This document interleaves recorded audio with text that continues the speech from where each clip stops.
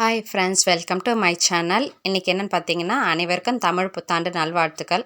காலையில் எழுந்து குளிச்சு கோலம்லாம் போட்டாச்சு. அதுக்கப்புறம் பார்த்தீங்கன்னா, ஸ்ட்ராங்காக ஒரு காஃபி குடித்தா தான் அன்றைக்கி டேவே ரொம்ப சுறுசுறுப்பாக போகும். இப்போ பார்த்தீங்கன்னா, நான் காஃபி குடிச்சிட்டு அடுத்தது என்னென்ன வேலை செய்ய போகிறேன்றது உங்களோட ஷேர் பண்ணிக்க போகிறேன். வாங்க வீடியோக்குள்ளே போகலாம். ஃபஸ்ட்டு நல்லா ஸ்ட்ராங்காக காஃபி குடித்தாச்சு.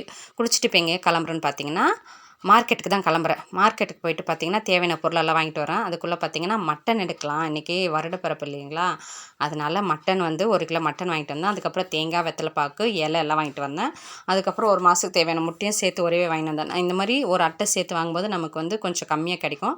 அதனால் இப்படி வாங்கிட்டு வந்துடுவேன். அதுக்கப்புறம் எல்லாம் வாங்கிட்டு வந்துட்டு அடுப்பெல்லாம் நல்லா துடைச்சிட்டு வந்து காலையில் நம்ம டிஃபன் வந்து செஞ்சிடலாம். சாமி வந்து மதியத்துக்கு மேலே கும்பிட்டுக்கலாம்னு சொல்லிட்டு காலையில் இட்லி ஊற்றி வச்சுட்டு வாங்கிட்டு வந்த மட்டனை குழம்பு வச்சிடலாம். காலையில் வந்து மட்டன் குழம்பு இட்லி வச்சு சாப்பிட்டுட்டு மதியத்துக்கு வந்து முட்டை குழம்பு வச்சுனா சாமி கும்பிட்டுக்கலாம்னு சொல்லிட்டு பிளான் பண்ணிட்டேன். அதுக்கப்புறம் பார்த்திங்கன்னா இட்லி ஊற்றி வச்சுட்டேன். இட்லி ஊற்றி வச்சுட்டு மட்டன் வந்து எடுத்து பார்க்கலாம் எப்படி இருக்குன்னு பார்த்திங்கன்னா, மட்டன் ரொம்ப ஃப்ரெஷ்ஷாகவே இருந்துச்சு. அதில் மஞ்சத்தூள் உப்பு போட்டு முதல்ல நம்ம வாஷ் பண்ணிக்கலாம். அது கொஞ்ச நேரம் அப்படியே இருக்கட்டும். அதுக்குள்ளே வந்து இட்லி வைக்கிறதுக்குள்ளே நம்ம குழம்பு தாளிச்சு விட்டுலான்னு சொல்லிட்டு ஒரு குக்கரில் எண்ணெய், கடுகு, சீரகம் போட்டுட்டு அதுக்கப்புறம் பார்த்திங்கன்னா ரஃபாக சாப் பண்ண வெங்காயம், தக்காளி எடுத்து வச்சுருக்கேன். ஒரு 4 வெங்காயம் எடுத்து வச்சுருக்கேன். ஏன்னா நான் 1 கிலோ மட்டன் வாங்கிட்டு வந்ததுனால ஒரு 4 வெங்காயம் எடுத்து வச்சுருக்கேன் அதுக்கேற்ற மாதிரி. அதுக்கப்புறம் ஒரு 4 தக்காளியும் நீல வாக்கில் கட் பண்ணி வச்சுருக்கேன். இந்த வெங்காயம், தக்காளி வதங்கிறதுக்கு கூடவே நான் வந்து கொஞ்சம் உப்பும் மஞ்சளும் போட்டு வதக்கி விட்டுட்டு பூண்டு வந்து பார்த்திங்கன்னா அப்போவே நச்சு போடுங்க. அப்போ தான் இடித்து போட்டிங்கன்னா தான் உங்களுக்கு நல்ல மணமாகவும் டேஸ்ட்டாகவும் இருக்கும். எப்போவுமே இஞ்சி பூண்டு பேஸ்ட் போடாதீங்க. இந்த மாதிரி ட்ரை பண்ணி பாருங்கள். அது நல்லா வதங்கி வரத்துக்குள்ளே நம்ம இங்கே மட்டனை வந்து நல்லா அலசி எடுத்துக்கலாம். அலசி வந்து நல்லா தண்ணி எடுத்துட்டு அதுக்கப்புறம் வந்து குழம்புல சேர்த்துக்கலாம். அப்படியே வந்து போடும்போது அந்த தண்ணி அதுக்குள்ளே போய்டும். இதுமாதிரி ஒரு பிளேட்டில் வந்து ட்ரைன் பண்ண வச்சுட்டு அதுக்கப்புறம் போட்டுட்டு நல்லா அந்த எண்ணெயிலே வந்து கறியை நல்லா வதக்குங்க. அப்போ தான் ரொம்ப டேஸ்ட்டாக இருக்கும். அந்த எண்ணெயிலே வதங்க தான் கறி வந்து இன்னும் ரொம்ப அந்த ரிச் டேஸ்ட் வரும். அதுக்கப்புறம் பார்த்திங்கன்னா வீட்டிலேயே அரைச்ச மிளகாத்தூள் ஒரு 3 ஸ்பூன் சேர்த்துக்கிறேன். ஏன்னா காரம் வந்து எப்போவுமே நான் கம்மியாக தான் சேர்த்துக்குவேன். பசங்க சாப்பிட மாட்டாங்க. அதுக்கப்புறம் கொஞ்சம் உப்பு சேர்த்து ஏற்கனவே நம்ம வதக்கும்போது உப்பு சேர்த்துருக்கிறதுனால இப்போ கொஞ்சமாக உப்பு பார்த்துட்டு விசில் போட்டு ஒரு 4 விசில் வந்து வேக விடலாம். அதுக்குள்ளே பார்த்திங்கன்னா இட்லி நல்லா வந்துடுச்சு. இட்லி எடுத்து வச்சிடலாம். இட்லி எடுத்து வச்சுட்டு நான் ஒரு ஈடு வந்து இட்லி ஊற்ற போகிறேன்.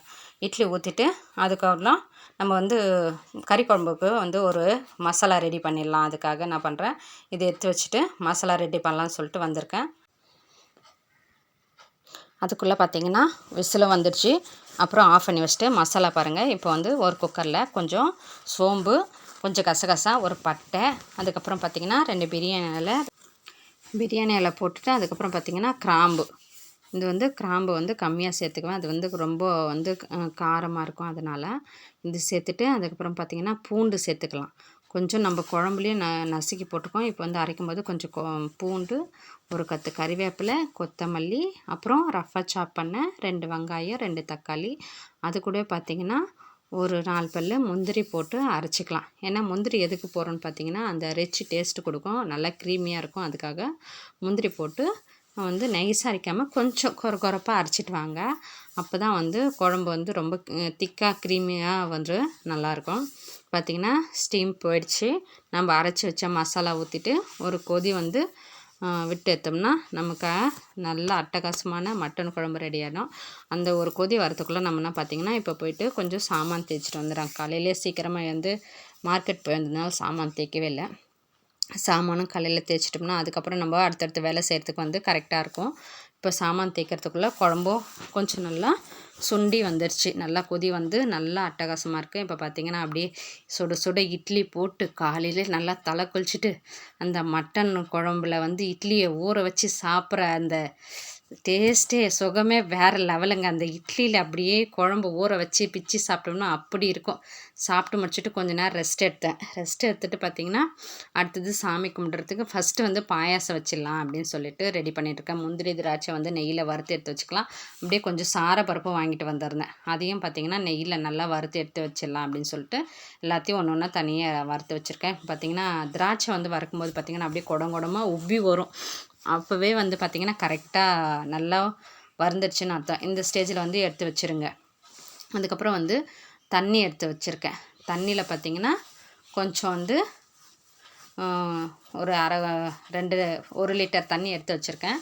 அதில் கொஞ்சோண்டு சால்ட்டு சேர்த்துக்கலாம். ஏன்னா வந்து ஸ்வீட்டு தானே பாயசம். அந்த சால்ட்டு கொஞ்சோண்டு சேர்க்கும்போது தான் அதை என்ஹான்ஸ் பண்ணி கொடுக்கும். அதனால் பார்த்திங்கன்னா அந்த நல்லா கொதி வந்தோடனே உப்பு சேர்த்துட்டு கொஞ்சம் நம்ம வச்சுருக்கு இல்லையா நைலான் ஜவ்வரிசி வச்சுருக்கேன், கூடவே ஒரு 3 முந்திரி எடுத்திருக்கேன். இதெல்லாம் வந்து தண்ணி கொதி வந்தோடனே கொட்டிடலாம். கொட்டி கொஞ்ச நேரத்தில் பார்த்திங்கன்னா வந்து அந்த ஜவ்வரிசி நல்லா கண்ணாடி பதத்தில் வெந்து வரும். அந்த ஸ்டேஜில் நம்ம என்ன பண்ணலாம், எடுத்து வச்சுருக்க சேமியா, அதுக்கப்புறம் ஜவ்வரிசி எடுத்த அதே கப்பில் வந்து 1 கப்பு சர்க்கரை எடுத்துக்கிறேன். உங்களுக்கு சர்க்கரை ஸ்வீட்னஸ் வேணும்னா இன்னும் கொஞ்சம் சேர்த்துக்குங்க. நான் வந்து கொஞ்சம் எடுத்துக்கிறேன். பார்த்திங்கன்னா ஜவ்வரிசி வந்து கண்ணாடி பதத்துக்கு நல்லா வெந்து வந்துச்சு. இந்த ஸ்டேஜில் சேமியாவை கொட்டிடலாம். சேமியாவை கொட்டிட்டு அதுக்கப்புறம் நம்ம முந்திரி திராட்சை வறுத்து வச்சு இல்லையா அதை கொட்டிடலாம். அது கொட்டினோடனே சர்க்கரை கொட்டி நல்லா ஒரு கிண்டி இறக்கி வச்சிடலாம். அதுக்கு மேலே வச்சிங்கன்னா பாயசம் வந்து நல்லா குழஞ்சிரும். இந்த இறக்கி வச்சிங்கன்னா இந்த தண்ணியோட சூட்லேயே வந்து அது ரெடி ஆகிடும். அதுக்கப்புறம் பார்த்திங்கன்னா பாயசம் இறக்கிட்டு சாதம் வந்து ஒரு பக்கம் வச்சுட்டேன். இன்னொரு பக்கம் பார்த்திங்கன்னா சாமி கும்பிட்றதுக்கு வந்து குழம்பு வச்சுன்னு இருக்கேன். அதாவது முட்டை குழம்பு ஏற்கனவே ரெசிபி போட்டிருக்கேன். அதனால் பார்த்திங்கன்னா இது ஃபுல்லாக வீடியோ எடுக்க முடியல என்னால், கொஞ்சம் தான் எடுத்தேன். அதுக்குள்ளே வந்து பார்த்திங்கன்னா இன்னொரு வேலை வந்துடுச்சு. என்னென்னு பார்த்திங்கன்னா மிக்ஸி வாங்கியிருந்தோம். ரொம்ப நாளாக மிக்ஸி வாங்கணும் அப்படின்னு சொல்லிட்டு ரொம்ப பிளான் பண்ணிட்டு இருந்தேன். அதுக்கப்புறம் இன்றைக்கி தான் போயிட்டு மிக்ஸி வாங்கிட்டு வந்தோம். அதையும் அன்பாக்ஸ் பண்ணலான்னு சொல்லிட்டு போனதுனால இதுக்கு மேலே வீடியோ எடுக்க முடியல.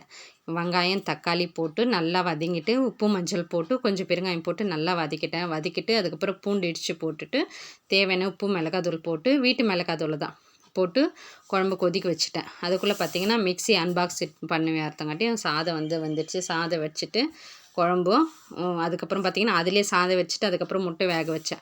முட்டை ஒரு பக்கம் வேகிறதுக்குள்ளே இங்கே குழம்பும் கொதி வந்துடுச்சு. உப்பு மிளகாய் புளியெல்லாம் போட்டு நல்லா கொதிக்க வச்சேன். பார்த்திங்கன்னா அதுக்குள்ளே பையன்கிட்ட முட்டை உரிக்க சொன்னான். அவன் உரிச்சு கொத்தான் கடகடன் முட்டை உரிச்சிட்டு அதுக்கப்புறம் கொதி வந்தோடனே முட்டையை அதில் போட்டு இறக்கிட்டேன். அது நல்லா அதுவும் கொச்சி வந்துடுச்சு. அதுக்கப்புறம் பார்த்திங்கன்னா போயிட்டு நான் வடை மாவு அரைச்சிட்டு வந்தேன். கொஞ்சம் உளுத்தம் பருப்பும் கொஞ்சம் கடலப்பருப்பும் போட்டிருந்தேன். தனித்தனியாக வடை வேணும்னு கேட்டதுனால சரி இன்றைக்கி ஒரு நாளாவது அவங்க கேட்டதை செஞ்சு கொடுக்கலாம் சொல்லிவிட்டு 2 மாவையும் தனித்தனியாக அரைச்சிட்டு வந்தேன். மிக்ஸி அன்பாக்ஸ் பண்ணிவிட்டு அந்த கேப்பில் அதுவும் கேப்சர் பண்ண முடியல.